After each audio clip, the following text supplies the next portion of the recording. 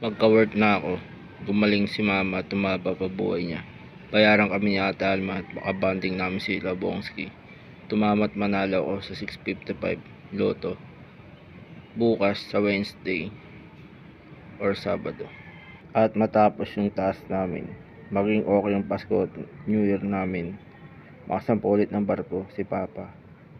Next year sana matupad amin. Sa Toolbox Production with Baba Yaga Pictures.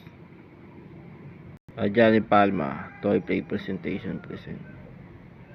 Blaster Season 8, The Phantom of Sorrow, created by Johnny Palma. #NowPlay.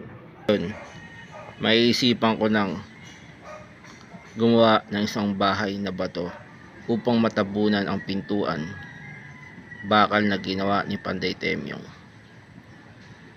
At guguhit din ako ng isang mapa patungo dito.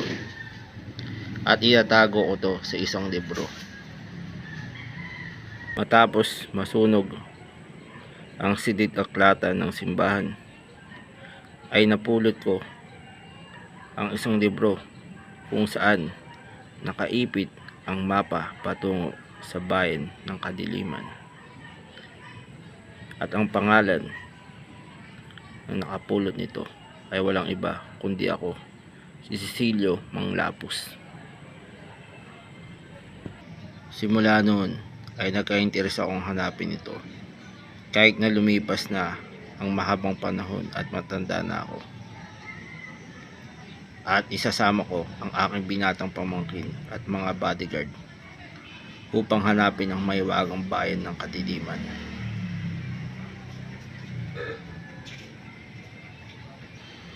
Maliwanag, mga kasamahan at mga kaibigan, dahil laganap ngayon ang buong korupsyon sa bayan ng Santa Ana, mapipilitan tayong magsagawa ng isang rebellion at pag-aaklas laban kay Don Luis at Captain James at sa ibang pang mga katiwalain sa gobyerno natin. Susugudin natin ang mansyon niya ngayong gabi na to at pipilitin natin siyang bumaba sa pwesto bilang pagka-vice-gobernador ng bayan ng Santa Ana. Maliwanag ba? Gayon din si Captain James bilang munisipyo captain ng buong bayan na to. Handaan yung mga armas nyo dahil makapalaban tayo, Chak. Sige po, boss. Okay, makinig kayo, troops. Magsasagawa tayo ng isang inspection raid sa bahay ng mga fake contractors ng Ghost Project.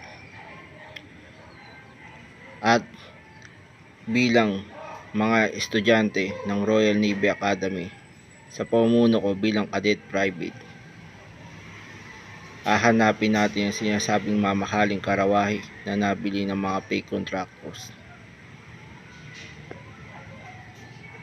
Sana may maabutan tayo sa kanilang mga bahay pag pinasok natin ito. Maliwanag ba? Yes. Yes sir, Diego de la Vega. Magaling kung ganun. Tayo na. Ano, may nakita ba kayo? Sir, wala po.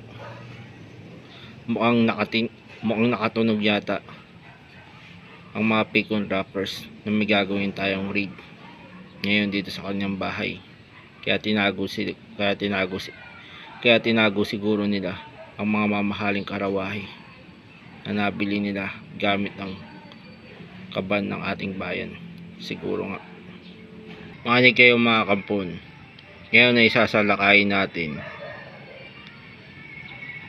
ang maliit na bayan ng Takejo upang gawin silang mga alipin at palakasin ang pwersa ng Kadiliman. Kaya sinama ko kayo ngayon upang tulungan ako na isakatuparan lahat yun. Maliwanag ba? Opo, Don Lizardo. Okay, tayo na.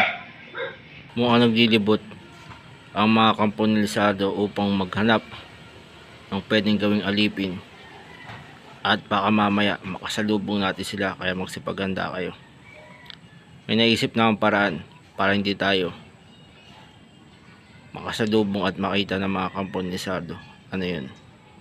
Gagawa tayo ng isang patibong o simpleng patibong lamang. Pupunuin lang natin ng ating ihi ang ating pwesto. Kaya pag naamoy ito ng kamponisado, kagad ito pupuntahan. At doon natin sila babanatan. Maliwanag ba? Okay, sige. Gandang idea na yan. Mga pare, naamoy nyo ba yun? Parang ang panghi. Isa ang ibig sabihin yan, may tao malapit dito. Dahil papanghi, sabi nyo, umihisang siya sa ligid at hindi pa nakakalayo ang tao na yan. Tara, hanapin natin at sundan nyo ang bakas ng amoy ng kanyang ihi. Maliwanag ba? Opo, boss. Okay, nandiyan sila. Sundan nyo ang amoy natin. Magsipagandaan na kayo. Okay. Ang gagawin natin, kagad tayo magpapaputok at babarilin natin ang kamponisado. Okay, yan na. Ready? Mukhang kagad nating tinamaan at namatay ang mga kamponisado. Mukha nga. At sana din, patay na nga talaga sila. And the legends continues.